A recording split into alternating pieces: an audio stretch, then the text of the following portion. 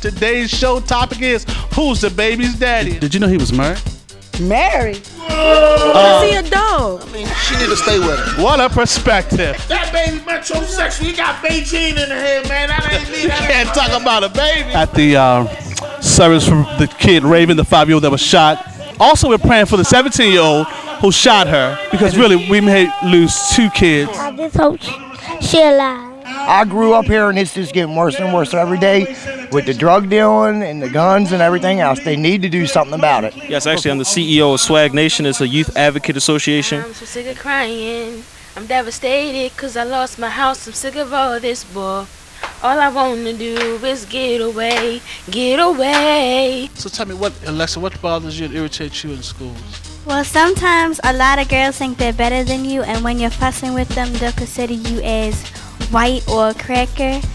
And I really hate being discriminated like that because I know the color of my skin, and that should not matter to nobody. People have been calling me black. They be saying I blend into the dark, the pavement. The young people wearing the pants down past the butt, showing the underwear. How do you feel about that? Don't show what you don't have. David Simon wrote a story based on Bodie's life. Dwight, it's extremely entertaining. I enjoy myself. Okay. You know, and I'm the real guy, right? We respect your life and your stories, and we know that you're going to be one of the greatest directors. What is life like being gay? I was always secure with myself. Never had a problem getting along with other people. Certain people that don't know me tend to get a little irritated when they see me come around. It's a shame to say that some church leaders aren't the upstanding citizens that we believe that they are. If you could find a professional, a teacher, a counselor, if you need to talk to somebody before you talk to your parents. Actually came out with the closet after Ellen came out. Exactly. Please don't think, you know, that everybody that's gay wants you. It's never that serious. Thank you. One of the things that made me turn to God, recently my son was killed. And I think there's a fear that exists between those generations that shouldn't be there. Like the gentleman said, just because I come in and I have locks, you know what I mean? And I'm refined, don't get me wrong. I drink wine and smoke the finest cigars. Like I never smoke a marijuana blunt in my life. But you would never be able to tell that if you never just took the time to just approach the cat. I was building my own kingdom, you know, and I met that crack cocaine, and in 7 years I lost everything. And I thank God for that, because those events allowed me to hit my proverbial rock bottom. And had I not hit that rock bottom with nowhere else to turn, I would have never met the one who could help me. I disrespect my wife. I was committing adultery for the last 8 years. 6-pack, 42-inch chest, 18-inch arms, and 36 thighs. Sound like me. Well, go ahead. What this book offers is testimony and triumph. And God has to bring you sometimes in a place of brokenness. Yes. You know, brokenness, so you can realize that God has a way of getting our attention. I am bisexual. Wow. Did Mom know this? No, but she knows now. Hi, Mom. Mom. But the state of Maryland has conspired with Constellation Energy and BG&E to rip off working people. But despite what anybody say, I will always be there for him. All right. That's a man. I love him. That's a man. Is this man and woman relationship? You are not a man? No. You're kidding me. Nope. This is a mind blower. I'm probably bisexual. I don't know. Now you say you don't know. Do you date guys? What? Yeah. And do you date girls? No. No, I haven't. Well, so you're confused. No, my parents want me to be a lesbian. Your parents want you to be lesbian? Yeah. That's a new one. Why? Yeah, I know. They're like, then you won't have children, so that's good. Pigtown John Watch is a website where we put pictures of the vehicles and/or the tag numbers of the vehicles that pick up the prostitutes. Being the lowest man on a totem pole is just should be an expression to use to help you strive to move forward and higher in your life. You know?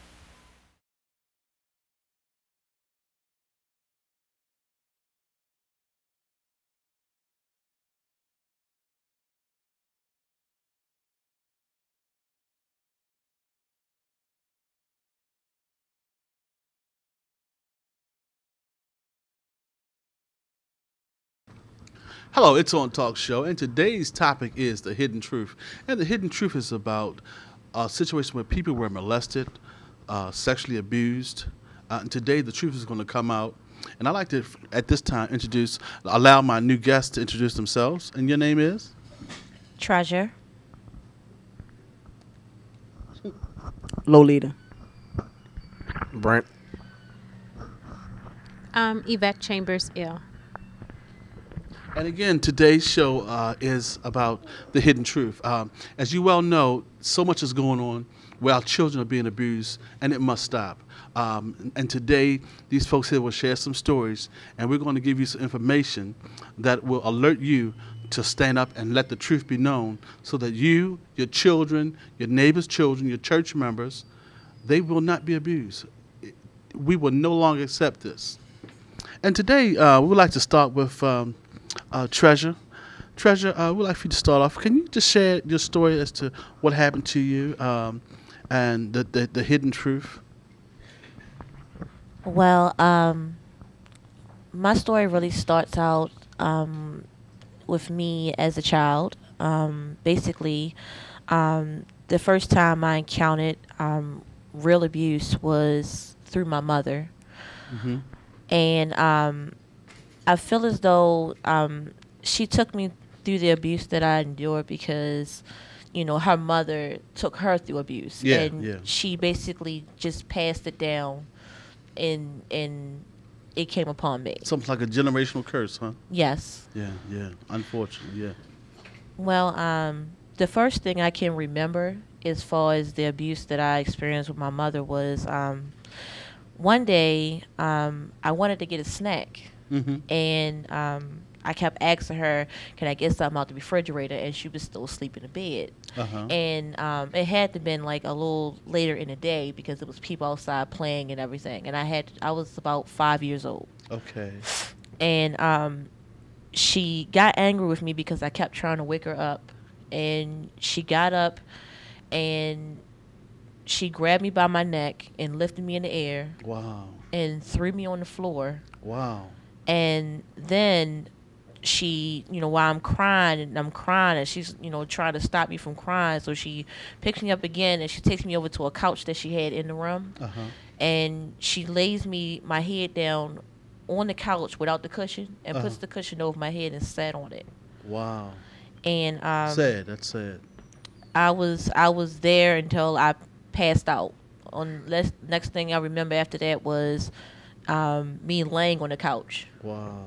And she was downstairs talking to a friend. It was like it wasn't even important. Like it wasn't even serious. That's real sad to hear. To this day, she says that it never happened. That it's a figment of my imagination. Wow. That's something that you can never forget. Right. I understand.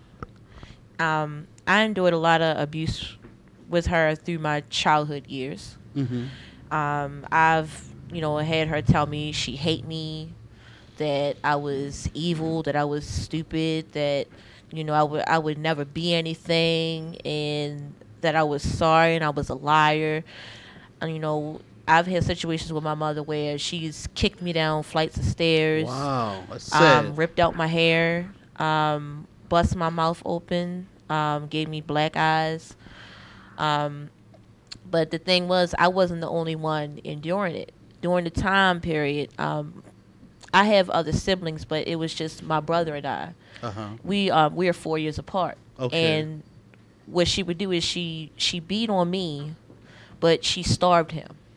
Really? Like, you know, if she felt like he was being bad, she would lock him in his room and she wouldn't feed him all day long. And sad. I would sneak him food. And like one time he actually had a hole in the floor over top of the refrigerator in the kitchen, and he used to dig through the hole and take what was ever on top of the refrigerator and eat it.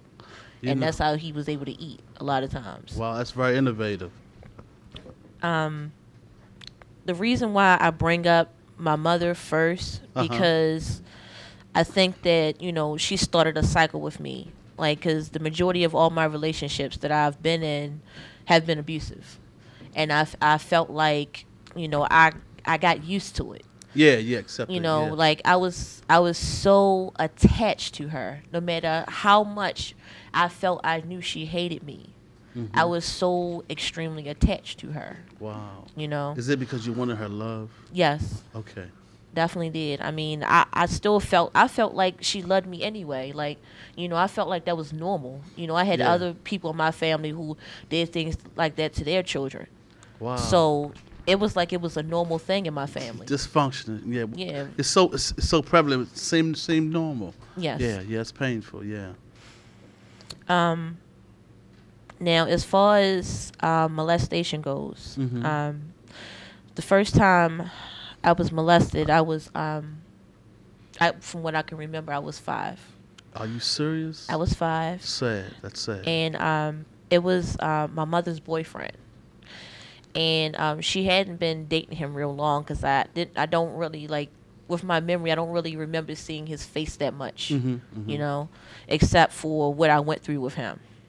Now, it started when I was 5. The first time he touched me was when he was doing my hair, because he used to braid my hair. Oh, okay. And I remember I was sitting between his legs and he was braiding my hair, and he pulled out his penis and he stuck it in the back of my pants Mhm. while I was sitting there. And it stayed there the whole time until he finished my hair. And I remember, you know, feeling something wet on my back, but Mhm. of course I was young and I didn't know what it was. Right. Right. I understand. And you know, he just cleaned me off and, you know, act like it didn't happen. And my mother had never knew about it. Mhm. And situations like this continued until I was almost 6 years old. Mhm. And you know, it was times where, like, he had one time he used to play swing with me, like, you know how you swing children between your legs. Yeah. Yeah. Yeah. But what he would do is he would put his penis in the back of my pants and he would swing me between his legs like he was rubbing himself against me. Wow. And that's how he would, you know, satisfy himself. Mhm. And he also sodomized me. Mhm. And I've never really told anybody that. You know, I've always just told him that he molested me. I've never really gotten into details about it. Uh-huh. And you know, even though I went through this with him, I never said anything. I never acted any differently. Mhm. You know, my mother was already abusing me. Right. You know? Did you try to tell her? No. Okay. Anybody? I felt like it was like she hadn't really explained to me how wrong that was. Mhm, mhm. And the thing that hurt me the most, that really disturbed me, is that it was deceiving. You know, like, it was happening and I felt like it was okay and I was okay with it, but it really wasn't okay, and I didn't understand that it wasn't okay. Mhm. You know, like, I received like some type of feeling from it, Mhm. but you know, but it was just so sickening to me as I got older and realized that Yeah. it was wrong. Right. You know. Mhm. Well, even though, you know, he molested me, you know, up until I was almost 6 years old, my mother ended up breaking up with him. Good. Good. Yeah. And she was, you know, dating other people and everything, and I was still going through the situations I was going through with her. Mhm. You know, when I was 7, she finally explained to me what molestation was and how wrong it was for people to touch you. Wow. Mhm. So once I, you know, heard that, I got it in my mind, like, wow, like, what he did to me was really wrong. Mhm. Mhm. And, you know, I was dealing with that while dealing with the emotional stress and the physical abuse that I was getting from her. Mhm. And then one day, like, when I was like 8 years old, Mhm. I wake up in the morning and my mother's in the room, and I go in the kitchen to feed me and my brother some breakfast. And someone's coming up the hallway, and when they get to the kitchen, it's him. Oh wow. She started dating him again. Mhm. And you know, my little brother, you know, he didn't know anything that was going on or even understood anything. Right. So, you know, he was just like, you know, I have to go to the bathroom, and he got up and went to the bathroom, and I really was grabbing him, like I didn't want him to leave me alone. But, you know, like when you're a child, you feel like anyone around you can protect you, Exactly. no matter how old they are. Right. But, you know, he was, you know, crying like, let me go, I gotta use the bathroom. So, you know, he left, and he came towards me, and I started to back up away from him, and I backed in the corner, and he came to me, and he was like, I really missed you. I really liked the fun that we used to have, and I can't wait till we can have fun again. But at this time, you knew it was wrong. Yes. The next day after that, I went to school, and I jumped out the 4th floor window. Oh, my. Someone caught my foot. So when I jumped out the window, I was out the window, but I didn't know someone else was in the school bathroom. And they grabbed my foot, and I was just swinging out there, and I'm crying, and I'm telling them to let me go. I want to die. I don't want to be here anymore. I want to die, you know. And, you know, she pulled me back in the window, and understand I still had never told my mother what happened. Right. And, you know, my mother rushed me, you know, to Johns Hopkins, and I was checked into the children's, you know, CMSC. Yes, understand. And, you know, I was there for maybe like 3 weeks. And I was sitting in the room, and a nurse was in there. It was a nurse that I had, you know, gotten really close to. And, you know, she was talking to me, and she was like, you know, don't you want to go home? And I burst out in tears. I burst in tears because I really didn't want to go home. And I started to think that, you know, I started to realize it's almost time for me to go home. And I really didn't want to go home because I knew that I still would have to deal with the same things that I was going through. Right. And I told her what happened to me. And, you know, she, you know, obviously, you know, I guess told the doctor or whatever, and it got back to my mother. Meanwhile, he's home with my mother. Right. While they're telling her over the phone. Oh, my. And there was, you know, an altercation. She called the police, and he was arrested. Good. During that time, you know, I had to go through a whole lot of tests in therapy. It was very uncomfortable, and, you know, it was a lot to go through as an 8-year-old. I'm sure, yeah. You know, and you know, even though he was arrested, you know, and he was gone, I still had to deal with my mother. Right. You know, and the thing about my mother that is the most important thing is because of the emotional and physical abuse I went through with her, it broke me down mentally and emotionally. Like I felt worthless. I felt like I meant nothing. I want you to know you're beautiful. You're a great woman. Today you are. And because I wasn't getting, you know, what I really needed at home, you know, I became promiscuous. Yes. You know, I started to, you know, date a lot of different people, you know, especially a lot of women. I was going down a roller coaster. And it was just taking me to nowhere. Like, I felt completely numb, and I felt like it wasn't going to end. You know, I felt like this is how my life was going to be. Well, yeah, but you know, I'm so proud of you today for sharing your story, because as you're sharing your story, so many people are looking at this show right now, and they experience or have experienced situations similar to yours. And today, this show, we're saying we're not tolerating this anymore. And what would you say to a mother that has a boyfriend around? You should pay more attention to your children around your boyfriend or girlfriend. You never know what they could be doing to your child. And, you know, listen to your children, you know, as far as, you know, their words, you know, their, you know, reactions to certain situations, you know, because it speaks volumes. If you're not listening and you're not paying attention, you'll miss out on what's going on and end up regretting it in the long run. Yeah. And, you know, I'm going to make a strong recommendation to parents. Today we live in a technology era. Use video cameras, even if you just want to observe, and if you're not you don't expect anything's going on. Look, take that video out, just put it on your child's bed, watch them throughout the night, then check that tape. And if you find something ill on that tape, and you know what to do, take it to the Baltimore City Police Department, and they have a rape crisis line, which is 396-2076.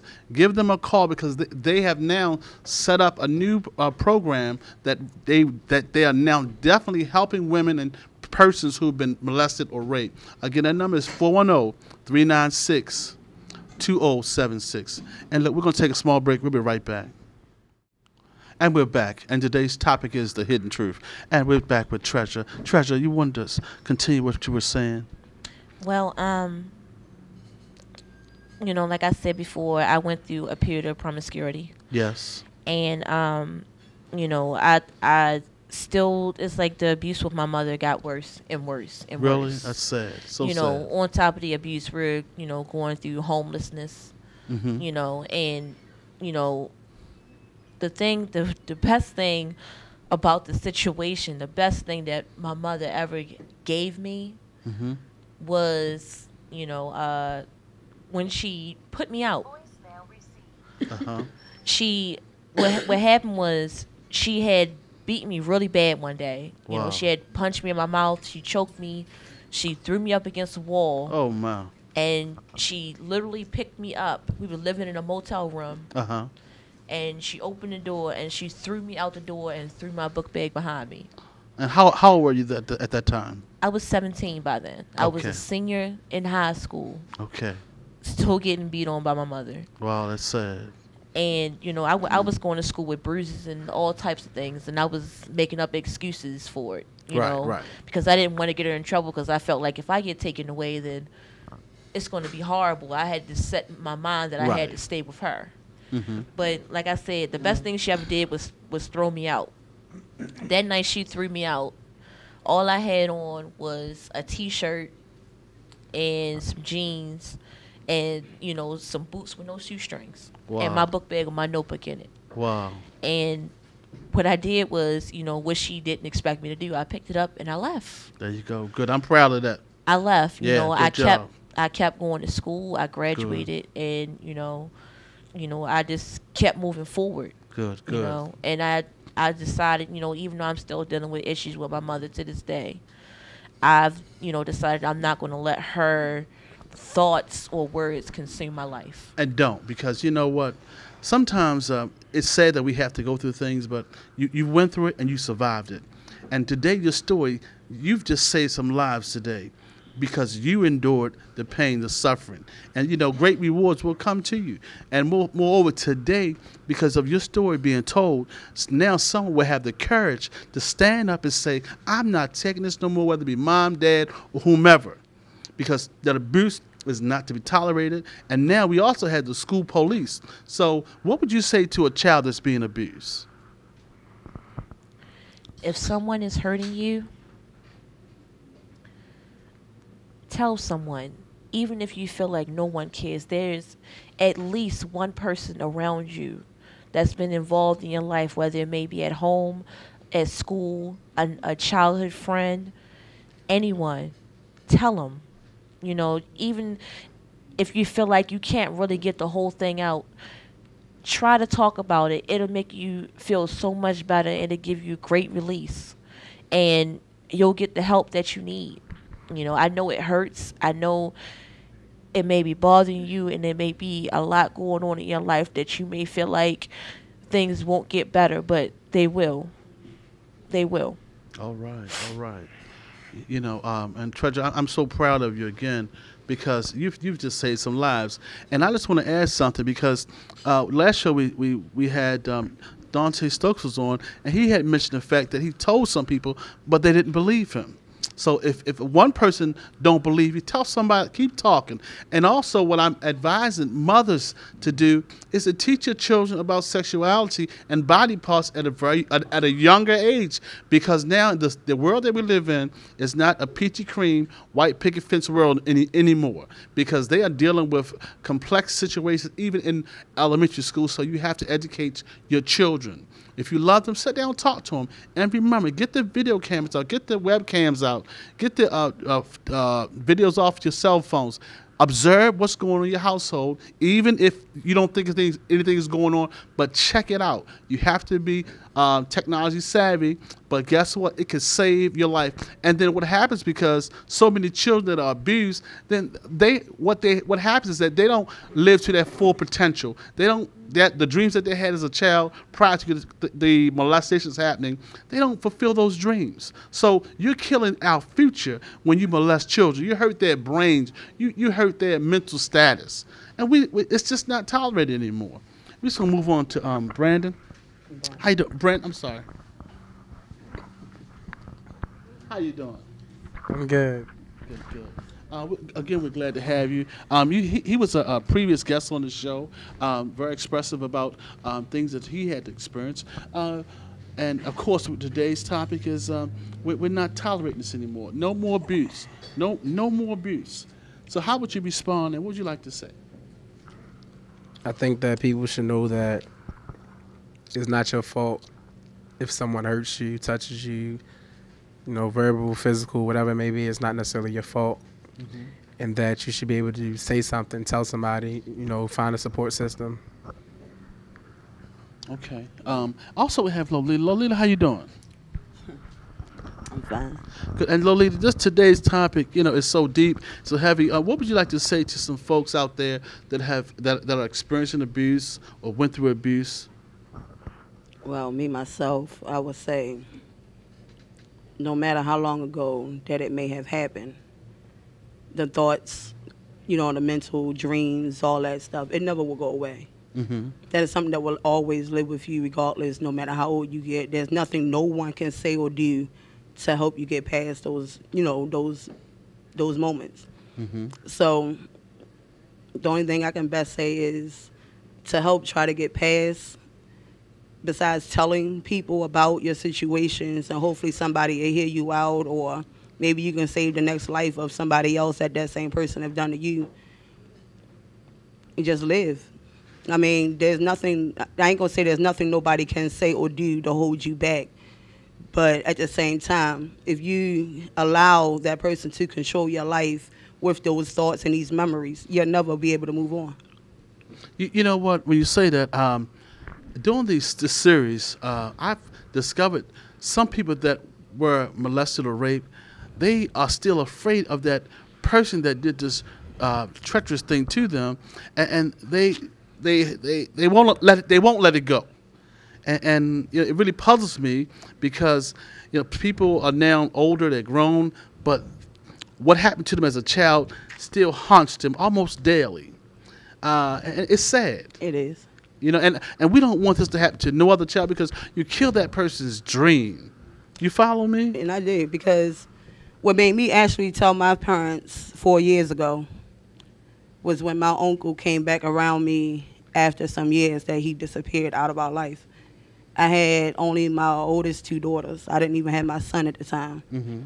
And they brung him around, just to visit after everybody not seeing him no more type of thing.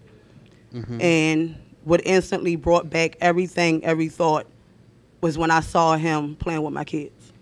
Okay. And all I can do at that moment was go into the bathroom and just start crying. Wow. And they still at that time, like I said, when they brought him around, nobody never know about anything like that. Only he knew and I knew. Mm-hmm. And my grandmother that I only remember, I never remember any of my grandparents on either side of my parents' family. Uh-huh. And the only reason why I remember her is because I told her. Mm-hmm. And I was 5 years old at the time. Wow, that's sad. But those memories, everything just came right back again. Wow. And when those memories come back, now because a lot of people are experiencing these things. The holidays are coming soon, and that uncle, that cousin, that friend may come around, and that we don't want that person to climb up. We want them to be able to express to somebody, this person did something wrong to me, and there's no statute of limitation. I want to sue him. I want him arrested. I mean, what can you say to a person that have those inward feelings and afraid to speak out, afraid to come out? What can get them to? What can force them to break that mold and come out and tell who their attacker was? Stop being afraid of something that wasn't your fault. This damage has been done to you. You didn't ask for it. So why are you afraid to be forth and talk about what happened to you because of somebody else's sick illness? That's deep. That's deep. You heard that? Somebody else's sick illness. It wasn't your fault. It was not your fault. Don't hold on to any guilt. You're innocent. You're right. You can, believe me, again, the police number to call is 410-396-2076. That's the Baltimore Rape Crisis Center. Call them up. Stand up. Tell your family members. You don't have to be afraid anymore. I got your back. God got your back. Because we don't want this to happen to your little cousin, your little brother, your son, or your daughter. So now it's time to stand up and fight back. Fight back. You know, claim who you are. But at times you also got to look at it that the people that do sometimes fight back don't get listened to. Well, now they're being listened to. See, Well, the mold has been broken. In my case, well, when I told mother's father or whatever, one of my aunts actually told to me they can expect something like that from him. If you can expect that, why the hell would you have them around kids? Exactly. You know what I mean? Like little stupid stuff. Like one of my sisters claimed I was lying. Why would I lie about something like that? Like they don't, if you've never been through a situation like that, you'll never know what type of shield holds over your body that holds you from telling these things. Wow, that's deep. You know what I mean? Like it takes a lot out of you to even want to come forward to even tell something like that. Like, and I'm the type of person where as though I'm not afraid of anything, to tell anything, talk about anything. That's right. But it took me 4 years. I'm 33 years old now. Mhm. I just told 4 years ago. Wow.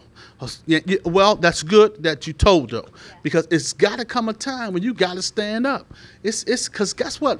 If we keep shutting up, then folks will continue to abuse even your children. So sometimes you've got to just say, wait a minute, forget it. Act like you're crazy. Be bold, you know. Come on, stand up and be somebody. You've got God behind you. He's got your back. I got your back. Tell, because we don't want our children to be destroyed by these monsters. And guess what? At London, of some of these folks, they weak anyway. You follow me? Because they only mess with children. So you don't have to be afraid no more. The mold has been broken. Stand up and claim who you are. Break those generational curses. Don't let Uncle Bob do it to this nephew, that niece. No. He can be dealt with. You want to say something, Yvette? And I so hear what she's saying. But when that happens, as traumatic as it is, when you don't talk, that person continues to have the power over you.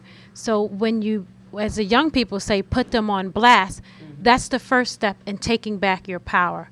So like you said, you didn't ask for it, you didn't invite that, it happened, but that person continues to hold on the power over you. But when you open up, fear is paralyzing. A lot of times when people are fearful, that's the first thing. They can't scream, they can't run, they can't do anything. But the first step is doing that and releasing yourself and taking back your power is opening up to tell someone.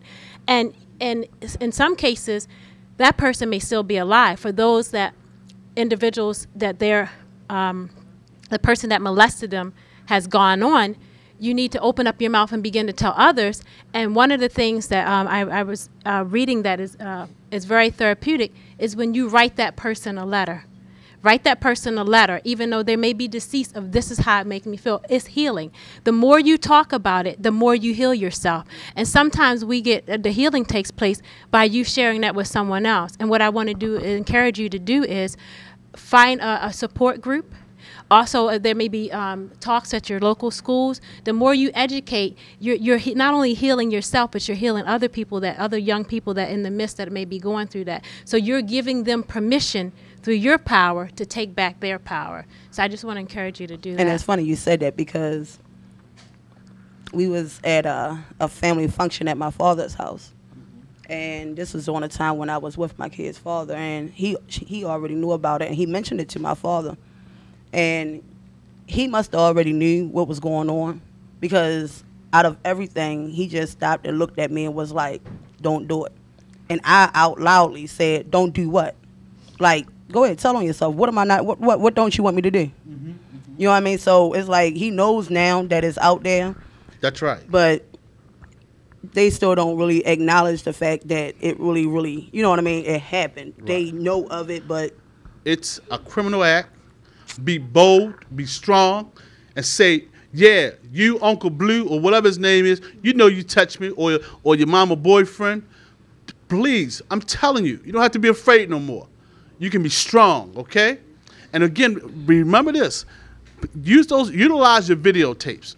If you got a boyfriend, uncle, somebody in the house, the kid is around, just use technology. And not only that, I was watching Oprah one day about somebody who was going through an issue, and she mentioned something that I really do feel strongly about. What's that? Teaching kids in elementary school. If you can teach sex education, home economics, and stuff like that, then there should be a class where as though they can teach kids on sexual abuse, molestation, and rape. That's right. And if they can't get it at home, because some of them might be getting this from home, so they're not going to get taught at home. That's right. So that's right. They teach it in schools, then they'll be able to feel okay with it, like they do with sexual education and everything else, to be able to come out and tell, even when it's happening at home, when they know that it's not right. Right. You know, and I look at some of them guys, they're like bullies. And I don't like bullies. Somebody tried to, they bullied me on my job. But I don't like bullies. Bullies suck. And they're weak people. Bullies are just an image of, basically a bully to me is somebody who builds up their own self-esteem for their own inner personal, basically their own inner personal defaults that they have with themselves. Absolutely. The stuff that they have that they don't like about themselves, instead of people recognizing and getting on them, they have to attack others and make jokes and make laughs about other people to make their friends. They can't make their own friends from their inner beauty, so they have to build up this population status, I guess, about themselves for being the class clowns and doing stuff like that to crack on other people to put them down, when they're the real ones, when they go home at the end of the day, that is miserable. That's right. That's like the molesters. They're weak people. They don't deal with women. They want to mess with children. They're weak. You don't have to be afraid of them. They're weak. Trust me. Bullies, molesters, they're weak people. Be strong. You're stronger than them because you're a survivor. They may have done some wrong to you, but you stand up and you fight back. Don't you be afraid no more. And young people, you have school police. Go to them. Something's going on in your home. Be in touch. And that's why I'm telling the mothers, teach your children about their body parts. Because guess what? The body parts are not going nowhere. They're going to be with them for the rest of their lives. Teach them about it. I'm sorry. If you want your child, and we love our children, we want them to be wonderful, but this is not a wonderful world anymore. No, it ain't. And I know in this case, the children don't ask for it, but one of the things that's been weighing heavily on my mind is, as parents, we still have to, and I have this going on in my family, as parents, we have to be ever so mindful also how we dress our children too. Yes. Because I have 10-year-olds, 9-year-olds that are developing very quickly. They shouldn't be wearing the boy shorts. Nowadays they're racked with more than I have, at a very young age. But I'm seeing them with the jeans that's bustiers, showing their body off, the breasts popping out, and you have these men around, and that also we don't want to draw attention. And I'm also seeing that I'm seeing a lot of our parents, we need to be mindful with our little girls. You know, the older women are advertising, but we're dressing our young girls to it draws attention. So, and I just want to encourage parents, wherever you're living, you can go online and look up sex offenders in your area. Find out who you are. I had a situation in my family. Someone was dating a sex offender, and she had a young girl in the house. Wow. Right. You know, but she didn't do her homework first. Right. So if you're in a relationship and you think it's going to be serious, you need to start running that gentleman's name to find out what his track record is. So that's very important. That's a part of technology. So get technology savvy. I'm telling you, use your videotapes. Kids, use your cell phones to take videos if something's going wrong in your home. You don't have to take it. Remember, those people are bullies, and bullies are weak. Okay? Always remember that. You'd like to say something, Brandon? Brent, I'm sorry. I'm in my own little world right now. I just think that it's about awareness, and like it was already said before, you shouldn't fear something like that because it's already been done to you. So you need to take your power back, because once that's happened to you, your power's gone. Mm-hmm. And until you say something, until you try to tell or point that person out, whatever the case may be, that's when you get your power back. But until you do that, you're not going to have power at all. And you're going to be stuck in the way you feel. You're going to be stuck in the depressive state. You're going to be stuck, thinking that you're worthless and things like that. So it's like, take that power back from them. That's right. And listen, we'll be right back. Don't move. Hey, and we're back, and today's topic is the hidden truth. And let me tell you, the truth is coming out today. Little kids, you don't have to be afraid no more. Today's your day. You can break the bond, because those people who touch you are just bullies. And bullies, they're weak people. And I have it from the artist, KB. KB, how you doing? I'm good. How are you? I'm doing great. Good to see you. And what kind of comment do you have today? Basically, I just wanted to say that parents, if you value your children's lives or even care about your children, you should know also who your children are being around when they go to visit their friends. There are many websites online that can show you who the sex offenders are. There's pictures. They'll tell you exactly what their offense was and everything. One of my best friends that I used to hang with all the time, stay over, their father was in jail for a while, but no one ever talked about it. And everybody in the community knew, except for me and my parents, that when her father came home, he had just got out of jail for raping her older sister. Wow. And me staying the night at the house and even her being there, I was afraid for her after I found out. And I would have never known if I was not watching Oprah yet again. And she was talking about, I believe the website is called watchdog.net. And basically, it shows you everything. It shows you when they got arrested, what exactly was it for, whether it's child, adult rape, anything. Like, whatever you want to know, it's there. Just care more about your children to find out who they're around and what they're doing when you're not around. And even when you are around, you could be in the house asleep while something is happening to your child. You never know. Just make sure you open the lines of communications for your children, so that way they feel free and able to talk to you anytime about anything. Thank you. You're welcome. All right. Again, we're coming back to our audience, our panel here, and Brandon has a story he wants to share with the television audience. Brandon, like to share your story? I'm Brent. Brandon, I'm sorry. As the kids say, my bad. I guess I was never molested as a child. I wasn't sheltered, but my mom kept like a close watch on me, I guess you could say. So I didn't have to experience that until I was a teenager. I had realized, about my sexuality and how I was gay and blah, blah, blah. So I guess I just took it upon myself to, explore it more. One mistake I made was when I was 15, I ended up conversating with things like that with a 28-year-old. And at the time, I was a little naive on, what to expect, blah, blah, blah. And it was just kind of, for me, just someone to talk to and somebody that was there. But it kind of led to a place that I didn't really know it would go, nor did I want it to go. One day, I had invited him. We had been talking, things like that. So he had came over to my house. And we hung out and things like that, but it had started to get physical, and it wasn't on my behalf, and I didn't really want it to. So I kind of tried to resist, but at the same time, I guess you could say I was scared. Okay. Because I had never been in a sexual situation before that I didn't really know what was going on, what I was doing, blah, blah, blah. And he kissed me, and when he did it, I felt sick. Okay. I felt scared and sick, and I didn't know what it was about to happen. And he didn't beat me up or anything like that. He kind of just like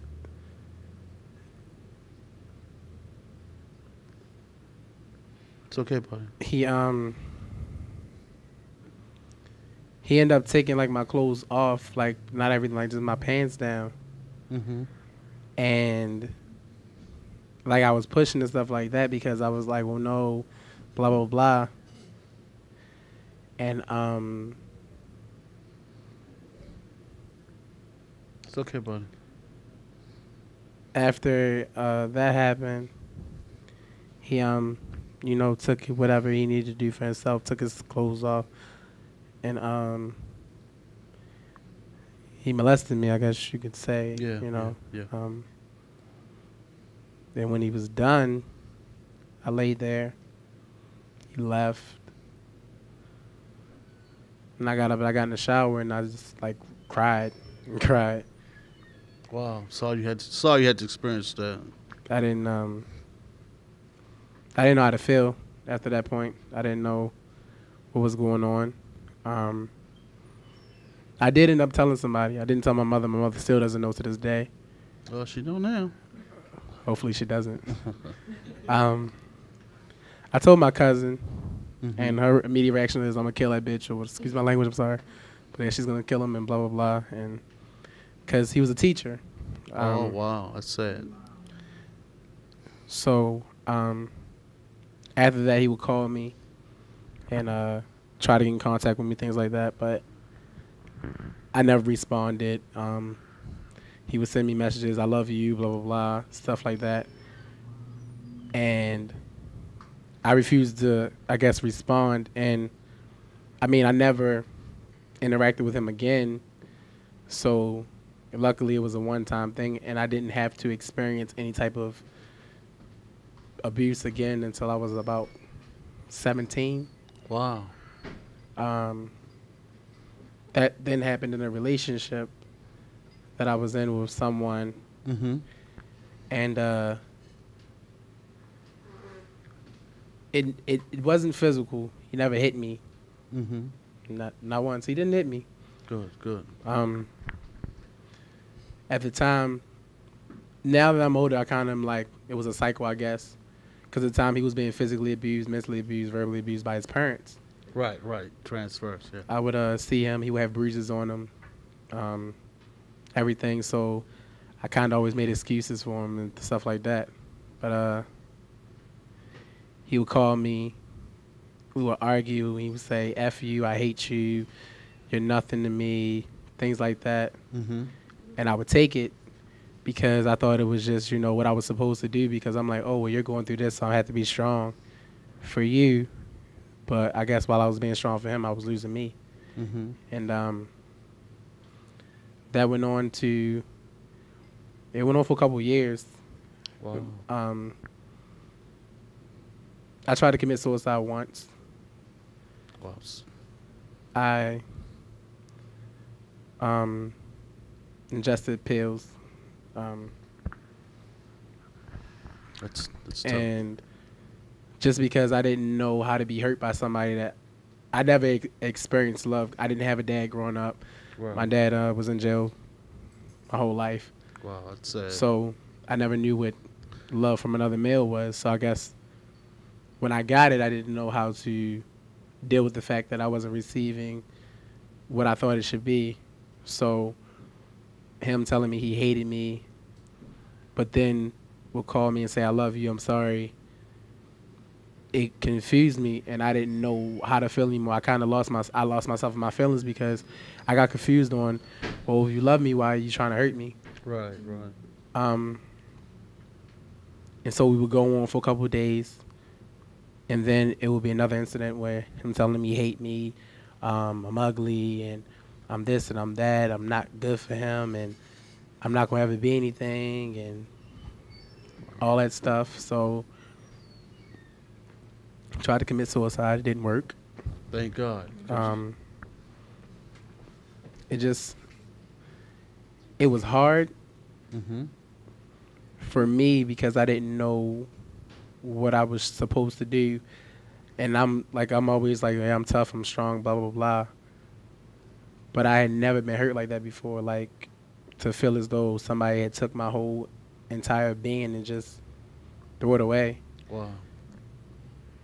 I was numb because I just didn't know how loving somebody and having them tell you they hate you and you're nothing. Yeah, I didn't know what that should feel like, and I luckily got out of the situation. Good. After about 3 years, 4 years. I held on for a while because I didn't think I was going to get any better. Mm-hmm. I felt as though, hey, you wanted that, yeah. I've never had anything better, so I didn't think it was going to be better. Right. So after that, I guess our relationship became just sexual. Mm-hmm. And I let it be that because I thought that was the only way I can hold on to where we were and what we had. Right. But I guess as I got older, I kind of started thinking, like, this isn't something that you should be going through. And I kept hearing people tell me, like, this is stupid. Why are you going through this, blah, blah, blah. But they didn't really understand, like, why I was going through it, why I was dealing with it. Because at the time, I felt as though I needed love from somebody else because I couldn't love myself. Wow, that's deep, yeah. And no one taught me how to love myself. I tried to teach myself, and I tried to get the love from others so that I can try to love myself, but I didn't know how to. So I say that's why I stayed in that situation for so long, because I wanted to feel love from somebody, because other than that, I felt numb. But, let me tell you something about love. There's one great place love is, and that's God, Always remember that. And just so many people want love, and they're looking for that. But if you go to God, that's a place where love will definitely be at all times. You know what I'm saying? And I know, we talked before, you're a Christian, you believe in God, and God, God loves you, and that's why he didn't allow you to take your life, But you know what you said something that really struck me, and that's for fathers. To spend time with your sons. Teach your sons. Don't let the world raise your children. Brothers, if you're not with the lady, check on your children, man. You got to do it. A lot of times children would not have to go through things if you were there. You follow me? So you got to put your feelings aside with the mama. If you don't get along, got that baby mama drama, forget that. Be a man, step up, love your children, and be responsible for them, So what could you say to a young man that has gone through a molestation situation to build him up, to give him some courage? I think that one thing I could say is it doesn't make you weak. I know that a lot of stereotypes, or like guys are supposed to be macho and, we don't get molested, we don't get raped, and, you can't be sexually abused. You're a man. You're what I'm saying? You're a guy. Right. It's not true, and you don't have to think it's true. If someone hurts you in that way, then you should be able to say something. It doesn't make you weak. It makes you stronger, in my opinion, because you're able to speak on it. This is the first time I've spoken on it in a setting that wasn't personal, that wasn't a one-on-one setting, or wasn't like intimate with someone that I've known for a long time. So I think that it builds your strength to be able to say that you hurt me. I've been hurt. I've taken the hurt, but I've grown from the hurt. That's right. All right, I like that. Again, that guy is weak. He's a bully. Don't let him have power over you. Take your power back. Take authority, and be great. Don't let nobody steal your dreams, your potential. It's very important that you become who God has designed for you to become. You follow? I want to go back to this beautiful lady over here again, and we want you to close out and really speak from your heart. Okay. Yes, throughout my life, I've experienced being physically and mentally abused, being molested, being raped, and I've also experienced self-abuse as well. And the one thing that I've found, after going through everything, is when you're going through it, you feel so weak, you feel so small, and you feel like you have no power, and you feel like it's nothing that you can do. But when you start to talk about it, and you know, you start to getting these things off your chest, you know, they make you feel so much more powerful than you think you are. That's right. And you know, when people do things to you, holding it in only protects them. When That's you really right. should be protecting yourself. So, you know, talk about it, let it out, you know, regardless of who it may hurt, regardless of who it may bother, and regardless of what relationships it may damage. You are more important to you than anyone else. You know, love yourself. That's right. That's what matters the most. That's right. I like that. Lo, you gonna have closing remarks on this topic? Everybody is here with one life. Everything that happens in everybody's life happens for a reason. Only the people that actually sit still and pay attention to what their reasons are can actually get the lessons that's learned, and to be able to teach the next one that don't know. So if you don't get in tune with yourself and your inner soul on who you are and love yourself, how can you love anybody else? How can you walk around holding your head high or downplaying anyone else when you don't know who you are inside? You have to start from somewhere, and everything has to start with you. All right. Brandon, you want to give a closing remark to support you, some people? Just don't let anyone take away from who you are. Don't let anyone make you feel as though you're worthless, you're not worthy of love, and don't depend on anyone else to love you. Love yourself, because in the end, you're going to be the one who love you. All right. Just reiterating that a lot of times hurt people hurt other people, and that as individuals we have to remember that that's their stuff and we can't make it our own. And I also would like to encourage parents that we teach our children by what we allow or what we permit in our lifetimes. A lot of time the hurt that we refuse to face, it goes to another generation, and we have to put an end to that cycle and to the generational curses of abuse, but it starts with self.